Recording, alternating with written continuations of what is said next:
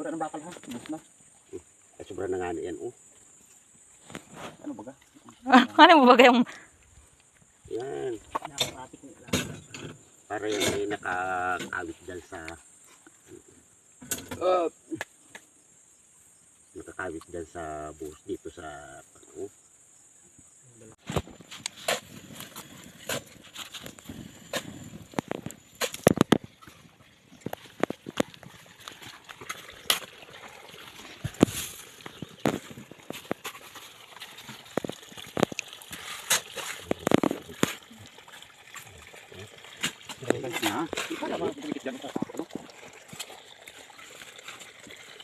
Ang dami ng tubig uli. Oo, dito sa ibabaw.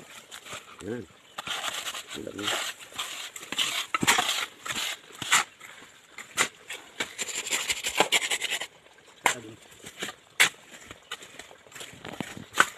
Yan.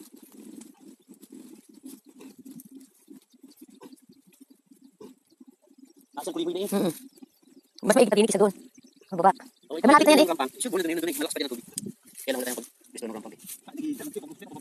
Ay, hindi na yan. Hindi mo siguro dyan. Doon, mati sa di uno, ito sa report doon, oh. Doon, sa may kay kahoy doon, buong buo. Yan, pwede din sana ganyang sistema.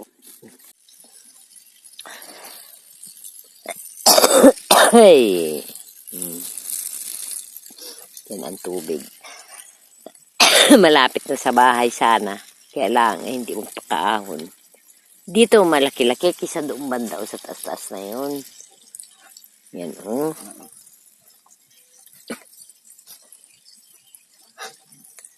Ang bigat na eh. Pwede na rin, garni. Malakas na rin ay. Malakas nga dyan. Nainom mo. Ano man yan? Palyat na eh.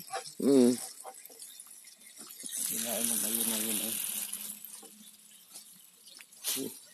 Hindi kayo nainom natin. Iyo na yun. Yan na yan. Yan na yan. Sa Martes ko naabayaran yung utang ko sa kuwan. Magkano ba lahat? Mahigit na 1,000. Pag nagbayad, hiniram na di kayong aking ano?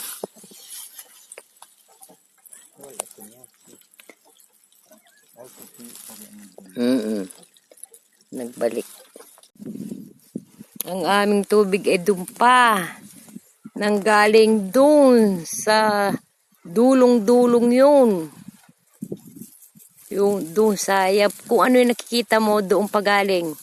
Nandun yung hose na yan. Tapos sumalta lang pa parito. Oh, pero ang tubig ito na lang yung aming magiging istaka ng tubig.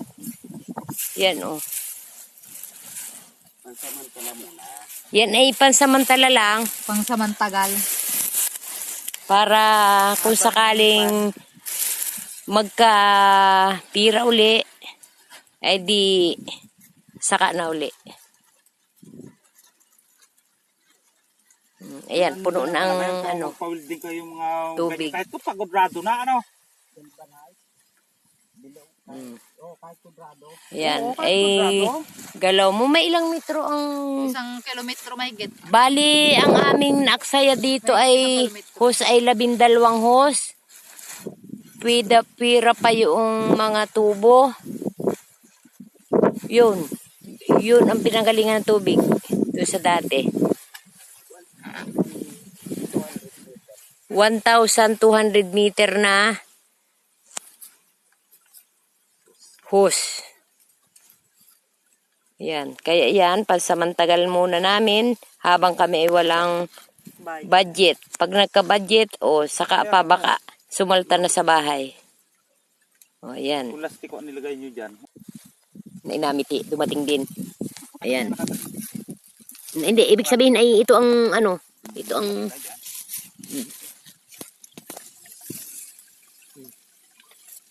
Yan ang tulong.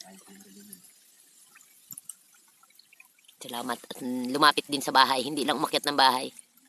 Nahiya din. At nahiya din. Marunong din mahiya yung tubig. Ayaw lumapit sa bahay. Kaya lang, walking distance lang sa bahay. Si Kubo. O, ayan yung aming magiging istaka ng tubig. Ayun, may batang maliit dun, oh. Ayun.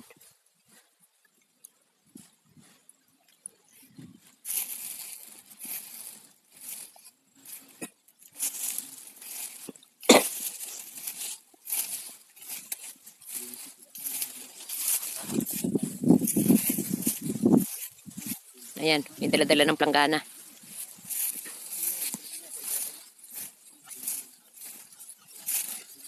Masahod. Kulang pa yung aming budget. Ito pa yung hose, oh. Yan pa para umakyat na din talaga. Papunta sa aming kubo. Yan ang hose na kasunsun. Ito, lapit lang naman.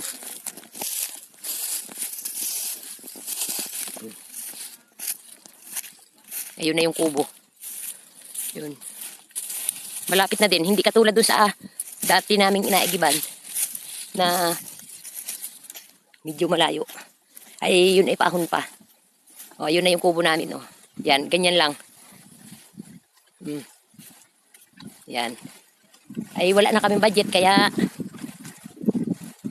hindi umabot. Pag mayroon na uli, baka sakaling sumalta na sa bahay. Ayan, sundan na lang ulit natin pag may budget na si Nanay Ili.